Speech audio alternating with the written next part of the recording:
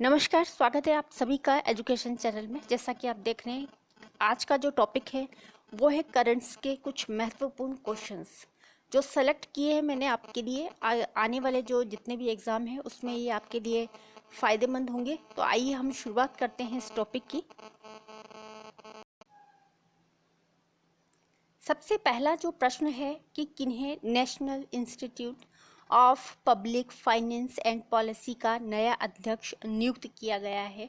तो उस व्यक्ति का जो नाम है वो आपको बताना है। तो उनका नाम है डॉक्टर उर्जित पटेल।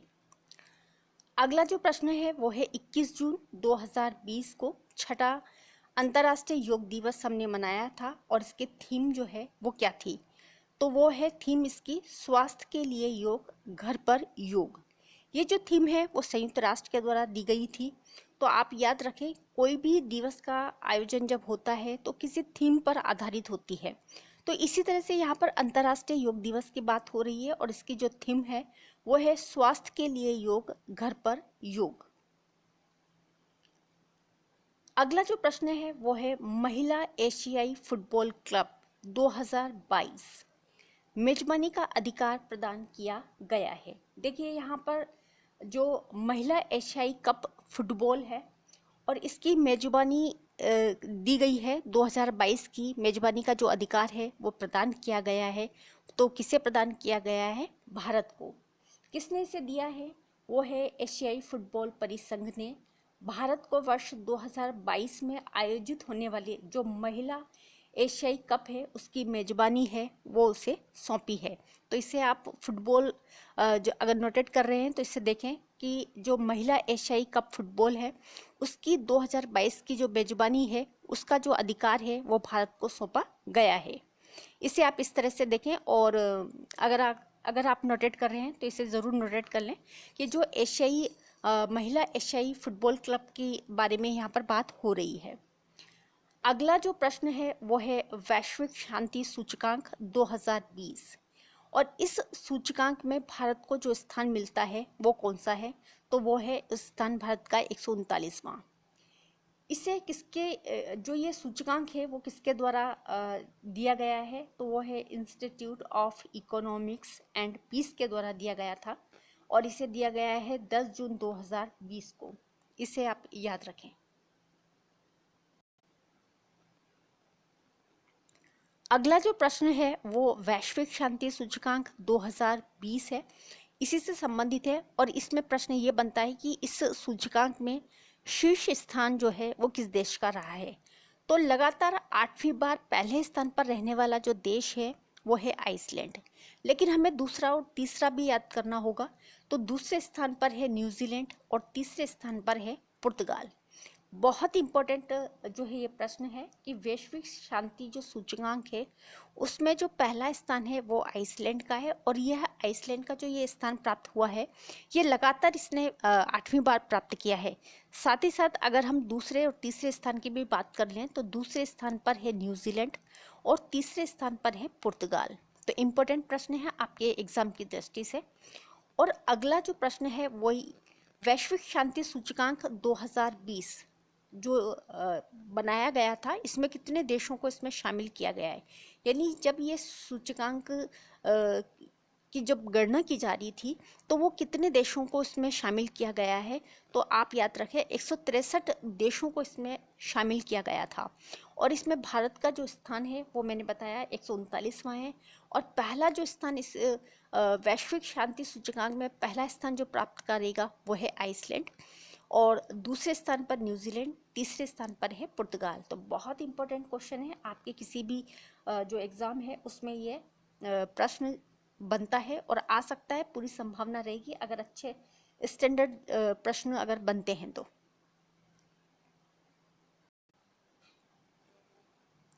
अगला प्रश्न है कोलकाता बंदरगाह ट्रस्ट का नाम किसके नाम पर रखने की मंजूरी केंद्रीय मंत्रिमंडल ने 3 जून 2020 को रख दी थी। तो वो है श्यामा प्रसाद मुखर्जी ट्रस्ट। ये कोलकाता बंदरगाह का जो नाम है वो बदल करके अब श्यामा प्रसाद मुखर्जी ट्रस्ट के नाम से जाना जाएगा। अगला जो है कोविड-19 प्रबंध सूचकांक से है और इस के तहत 10 राज्यों में किया गया जो विश्लेषण था उस पर कौन सा राज्य प्रथम स्थान पर रहा है, तो वो है राजस्थान। अच्छा प्रश्न है और अक्सर जो एग्जाम में इस तरह के जो प्रश्न हैं वो पूछ लिए जाते हैं। अब अगला जो प्रश्न है वो है कि भारत कितनी बार संयुक्त राष्ट्र सुरक्षा परिषद का अस्थायी सदस्य चुना गया है। 17 जून 2020 की ये बात है, उस वक्त ये चुना गया था। तो भारत जो है अब तक यानी कि कितनी बार संयुक्त राष्ट्र सुरक्षा परिषद का अस्थायी सदस्य चुन लिया गया है या चुना गया है, तो वो है 8वीं बार। इससे पहले भी भारत 7 बार इसका जो है अस्थायी सदस्य बन चुका है और इसकी जो सदस्यता होती है वो 2 वर्षों के लिए होती है, ये भी आप जानते हैं। अगर आप नोटेट कर रहे हैं तो देखें आप कि संयुक्त राष्ट्र सुरक्षा परिषद का अस्थायी सदस्य जो है भारत 8वीं बार चुन लिया गया है। इससे पहले 7 बार ये चुन लिया गया था और इसकी जो सदस्यता होती है वो 2 वर्षों के लिए होती है। संयुक्त राष्ट्र की यह शीर्ष संस्था होती है संयुक्त राष्ट्र सुरक्षा परिषद, और इसमें जो है भारत सहित 193 देश जो है सदस्य हैं। इसकी स्थापना हुई थी 1945 में। संयुक्त राष्ट्र सुरक्षा परिषद की जो स्थापना की मैं बात बता रही हूँ, 1945 में इसकी स्थापना हुई थी और इसका जो काम क्या है वो है अंतर्राष्ट्रीय शांति और सुरक्षा बनाए रखना। और जो है भारत इसके अंदर 8वीं बार चुना गया है अस्थायी सदस्य के रूप में। संयुक्त राष्ट्र सुरक्षा परिषद के अंदर अगर देखें तो 15 सदस्य ही ये संस्था होती है। 15 सदस्यीय संस्थाओं में 5 जो सदस्य होते हैं इसमें स्थायी रूप से होते हैं और 5 स्थायी सदस्य होते हैं, जैसे कि संयुक्त राज्य अमेरिका है, रूस, चीन, फ्रांस और ब्रिटेन इसके स्थायी सदस्य हैं। और बात रही 10 अस्थायी सदस्यों का चुनाव हर वर्ष जो है 2 वर्षों के लिए किया जाता है। आप याद रखें, हर 2 वर्ष बाद फिर से अस्थायी सदस्यों का जो चुनाव है वो कर लिया जाता है।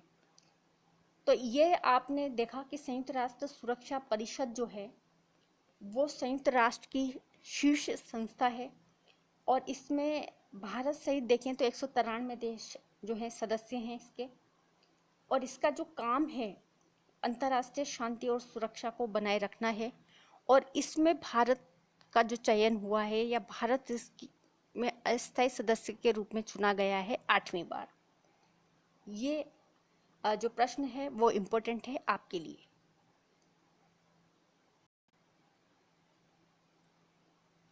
अगला जो प्रश्न है वो है देश का पहला राष्ट्रव्यापी ऑनलाइन वितरण आधारित गैस ट्रेडिंग प्लेटफॉर्म 15 जून 2020 को इसको लॉन्च किया गया है। तो वो देश का ऐसा राष्ट्रव्यापी ऑनलाइन वितरण आधारित है गैस ट्रेडिंग प्लेटफॉर्म। इसको लॉन्च किया गया है इंडियन गैस एक्सचेंज, ये इसका नाम है। और ये ऐसा देश का पहला ऑनलाइन वितरण आधारित होगी गैस। अगला जो प्रश्न है बहुत ही अच्छा और इम्पोर्टेंट प्रश्न है, one nation one ration card योजना। इससे संबंधित पहले भी जब मैंने टॉपिक पर वीडियो बनाया था तो उसमें भी इससे संबंधित जो प्रश्न है वो डाला था। और अभी इसमें one nation one ration card योजना में देश के किन राज्यों को 1 जून 2020 में शामिल करने की घोषणा की गई है। इम्पोर्टेंट प्रश्न है। इसमें 3 और जो राज्य हैं उनको शामिल किया गया है, जैसे कि ओडिशा है, सिक्किम और मिजोरम। तो one nation one ration card योजना जो है इसमें 3 और राज्यों को शामिल किया गया है 1 जून 2020 को। और वो कौन कौन से राज्य हैं, जिसमें सबसे पहले आप देखें ओडिशा, सिक्किम और मिजोरम। इसे आप याद रखें क्योंकि ये बहुत इंपॉर्टेंट है। अगला जो प्रश्न है वो इसी से संबंधित है कि one nation one ration card योजना के तहत देश के सभी राज्यों को कब तक इससे जोड़ दिया जाएगा। तो 31 मार्च 2021 तक ये देश के सभी राज्य जो होंगे वो इस योजना से जोड़ दिए जाने की जो है योजना है सरकार की, कि सभी मतलब कि पूरे भारत के अंदर यानी पूरे भारत के जो जितने भी राज्य हैं वो इसके अंतर्गत आ जाएंगे। तो इम्पोर्टेंट है ये वाला प्रश्न।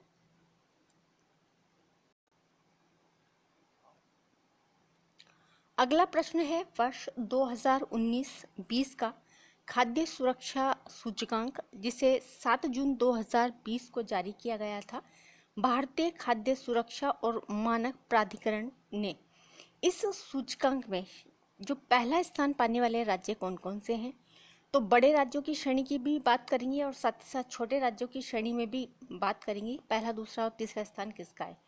तो ये जो खाद्य सुरक्षा सूचकांक है, इसको जारी किया है भारतीय खाद्य सुरक्षा और मानक प्राधिकरण के द्वारा। वर्ष 2019 और 20 का खाद्य सुरक्षा सूचकांक जो जारी हुआ है 7 जून 2020 को।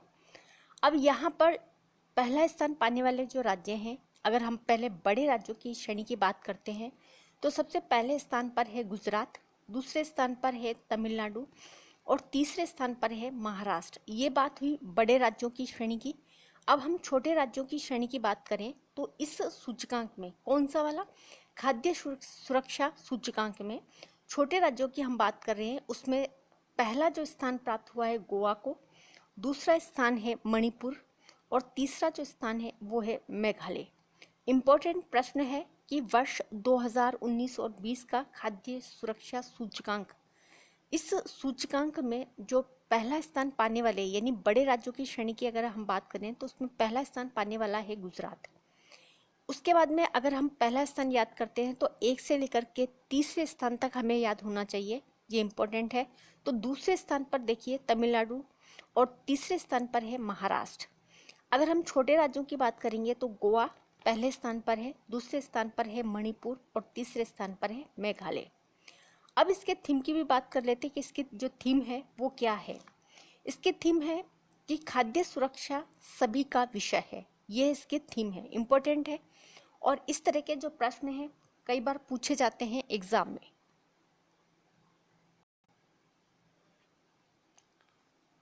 अगला जो प्रश्न बनता है उसके बारे में मैं बात कर रही हूँ कि 7 जून को विश्व खाद्य सुरक्षा दिवस मनाया जाता है और इसकी जो थीम रही है वो रही है खाद्य सुरक्षा सभी का अधिकार। ये मैंने आपको क्यों बताया, क्योंकि इससे पहले हमने खाद्य सुरक्षा सूचकांक पढ़ा था वर्ष 2019 और 20। कई बार एग्जाम में जो डेट होती है उससे संबंधित भी प्रश्न पूछ लिया जाता है। तो इस जो खाद्य सुरक्षा सूचकांक है वो जारी हुआ है 7 जून 2020 को।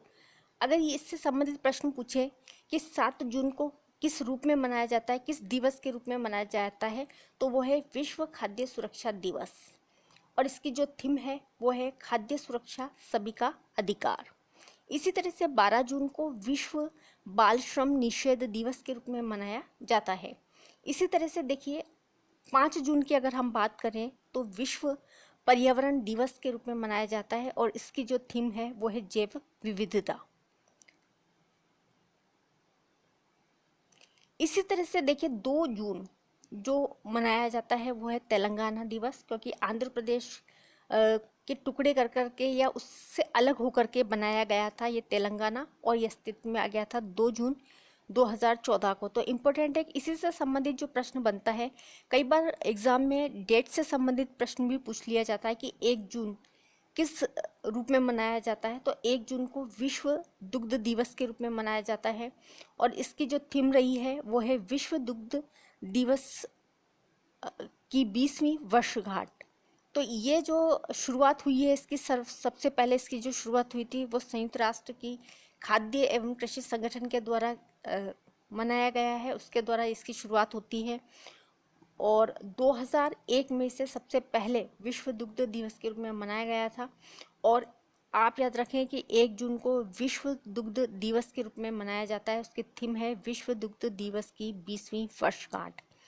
ये इसलिए मैंने बताया क्योंकि इससे संबंधित जो प्रश्न है वो पूछ लिए जाते हैं। जैसा कि मैंने आपको बताया कि खाद्य सुरक्षा दिवस जो मनाया जाता है यानी कि विश्व खाद्य सुरक्षा जो दिवस मनाया जाता है वो 7 जून को मनाया जाता है और साथ ही साथ इसकी जो थीम रही है वो है खाद्य सुरक्षा सभी का अधिकार।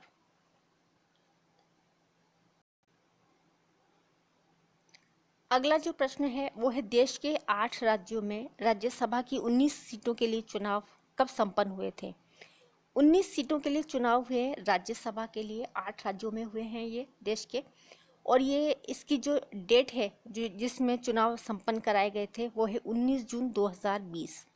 याद करने में बहुत आसानी रहेगी क्योंकि 19 सीटें हैं और 19 जून 2020 को ये चुनाव जो थे वो संपन्न हुए हैं। तो आप याद रख लें कि 19 जून 2020 को 19 सीटों के लिए, राज्यसभा की 19 सीटों के लिए चुनाव हुए थे और इसकी जो तारीख है वो याद करने में भी आपको आसानी रहेगी।